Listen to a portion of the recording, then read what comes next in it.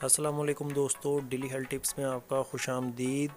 دوستو، آج کا ہمارا ٹاپک ہے خراطین سے مس نکالنا، مطلب کینچوے سے تانبا کس طرح نکالا جاتا ہے۔ آج میں آپ کو اس ویڈیو میں بتاؤں گا اور اس کے بعد حکمت میں اس کے بے شمار فائدے۔ تو امید ہے آپ کو ہماری یہ ویڈیو پسند آئے گی، تو چلیے اسے سٹارٹ کرتے ہیں۔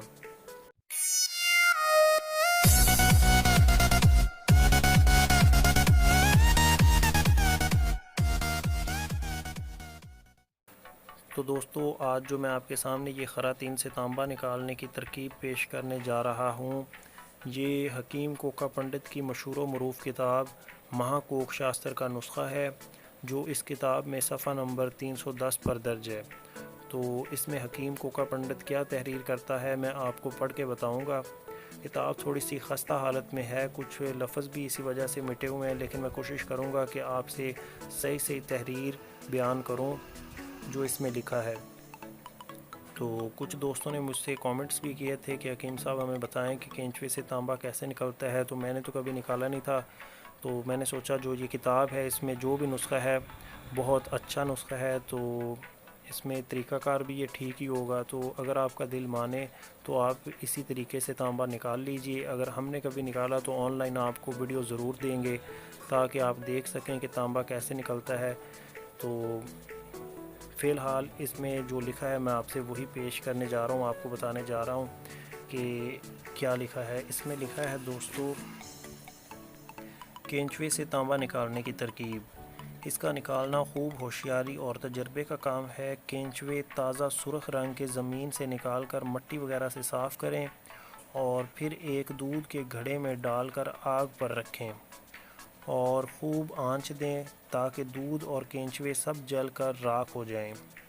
جب یہ راکھ ہو جائیں، پھر جس قدر یہ راکھ ہو اس سے آدھے وزن میں حسب ذیل چیزوں میں سے ہر ایک چیز لے لیں، جس میں لکھا ہے سہاگا، گوگل کھانے والی، گونگچی سرخ، سرسوں، گڑ پرانا، شہد، چھلکا ہرڑ، چھلکا بہیڑا، آملہ، سوجی، اونٹ کی پشم، بھیڑ کی پشم، گھی گائے۔ یہ ہیں چیزیں دوستو جو اس میں لکھی ہیں، اور پھر تیار کرنے کا طریقہ کار یہ ہے کہ ان سب چیزوں کو خوب باریک کر کے راکھ کے ہمراہ ملا کر گوبر گائے میں شامل کر کے اوپلے بنا لیں اور دھوپ میں سکھا لیں۔ پھر زمین میں ایک گڑھا کھود کر پہلے درخت کی کر دوستو جسے ببول بولتے ہیں، تو اس کی پتلی پتلی سوکھی لکڑیاں بچھا دیں، اوپر سے ترتیب وار اوپلے رکھ کر آگ لگا دیں۔ 2 روز کے بعد تمام راکھ نکال کر اور چھلنی میں خوب احتیاط سے دھو لیں، اس سے تانبے کے ٹکڑے برآمد ہوں گے۔ اس تانبے سے جو چاہیں چیز بنا لیں، تیار کر لیں۔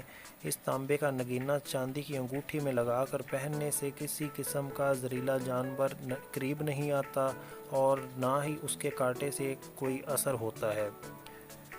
اگر کشتہ بنانے کی ترکیب جاننا چاہیں تو آگے دوستو کشتہ بنانے کی ترکیب کا صفحہ نمبر لکھا ہوا ہے کہ وہاں پہ جا کے صفحہ نمبر پہ 480 صفحہ نمبر پہ جا کے یہ کشتہ بنانے کا طریقہ دیکھ لیں کہ کس طرح اس کا کشتہ تیار ہوتا ہے۔ تو یہ تھے دوستو اس کا طریقہ کار اور اس کے فائدے کہ اس کی انگوٹھی بنا کے اس میں یہ نگینے کے طور پہ جڑوایا جاتا ہے، جس سے کوئی زہریلی چیز قریب نہیں آتی۔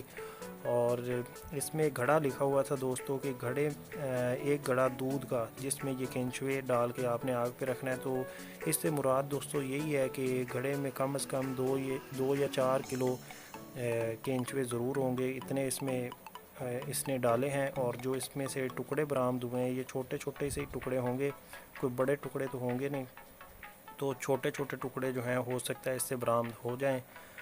تو کینچووں کی تعداد جو ہے وہ کافی زیادہ اس میں معلوم ہوتی ہے جو اس میں گھڑا لکھا ہوا ہے۔ تو یہی تھی دوستو آج کی انفارمیشن۔ اگر اس کے متعلق کوئی سوال ہو تو آپ ہم سے کر سکتے ہیں، جس کے متعلق ہمیں پتہ ہوگا ہم آپ کو بتا دیں گے۔ تو امید ہے آپ کو ہماری یہ ویڈیو پسند آئی ہوگی، اگر پسند آئی تو اسے لائک کر کے شیئر کر دیجیے، اور مزید اچھی ویڈیوز کے لیے ہمارا daily health tips channel subscribe کر لیں۔ ملیں گے نیکسٹ ویڈیو میں، تب تک کے لیے اللہ حافظ۔